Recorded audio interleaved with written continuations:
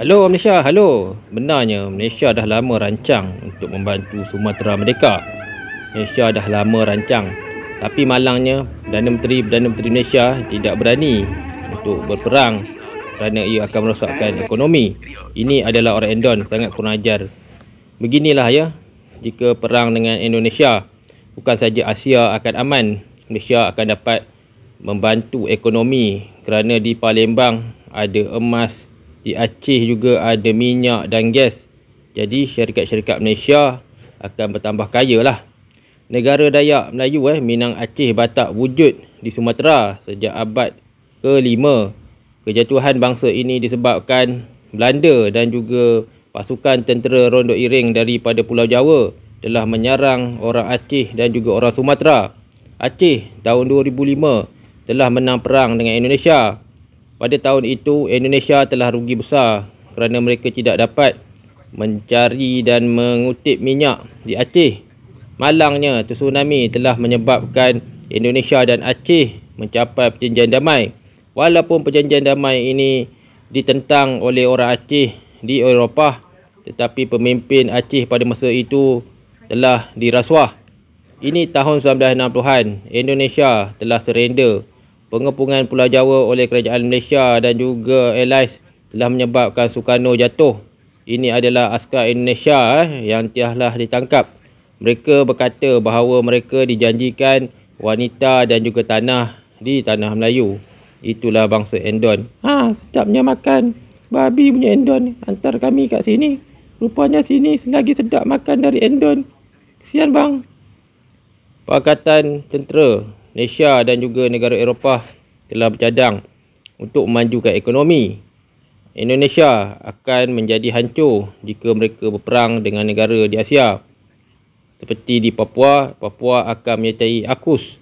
Merdekanya Aceh kunci kemerdekaan di dalam Asia Tenggara. Penjajahan ini disebabkan pada tahun 1949 Belanda telah merasuah Soekarno. Pada masa itu, orang Sumatera dan juga Kalimantan tidak dipanggil untuk bincang tentang kemerdekaan wilayah mereka. Pada masa itu, Belanda telah memberikan kuasa penuh kepada Soekarno.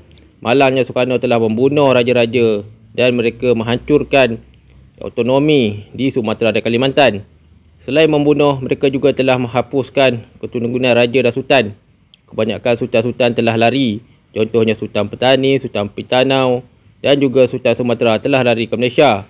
Mereka hanya Aceh akan dapat mengubah sejarah dan ekonomi di Asia Tenggara. Malaysia juga akan dapat meluaskan pengaruh dan juga ekonomi.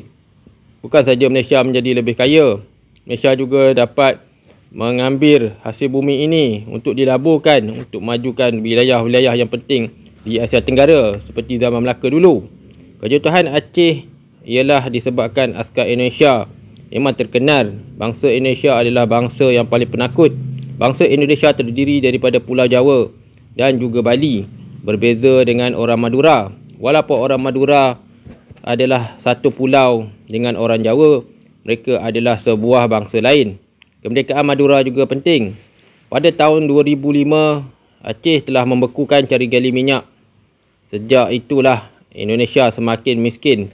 Disebabkan semakin miskin, pada masa itu, pemerintah Indonesia telah memberikan giveaway kepada Aceh untuk memerintah dengan sendiri.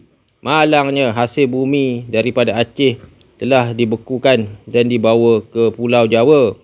Disebabkan ini, ramai orang Sumatera tidak berpuas hati. Indonesia bukan saja bankrupt lepas tsunami. Aceh telah memberikan mereka bahawa jika tiada Aceh, Indonesia akan bankrupt seperti zaman Soekarno.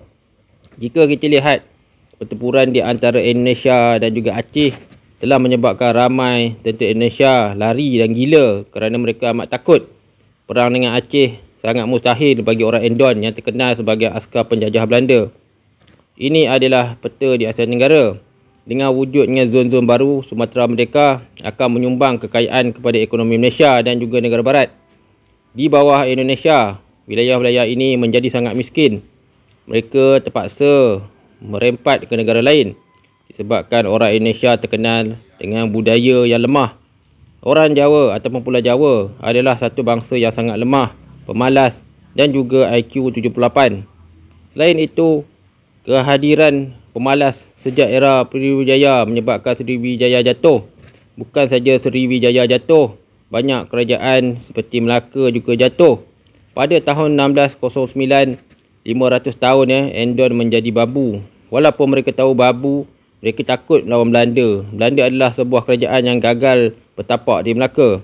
Ini adalah sejarah Melayu. Begitulah bantuan orang Endon kepada negara penjajah seperti Portugis. Saya mau rampas. Saya orang Jawa, saya akan tolong kamu Portugis. Jawa jealous dengan orang Aceh, orang Batak, orang Dayak dan seluruh bangsa di Asia. Mereka sebenarnya sangat kecewa kerana mereka dikurniakan akal dan juga kebodohan. Perang Indonesia pada masa akan datang, pada masa depan, Amerika, UK dan Malaysia akan membubalkan Indonesia. Pada masa sekarang, Malaysia menanti perhijrahan orang Aceh ke Malaysia untuk perang. Akhirnya Malaysia menang.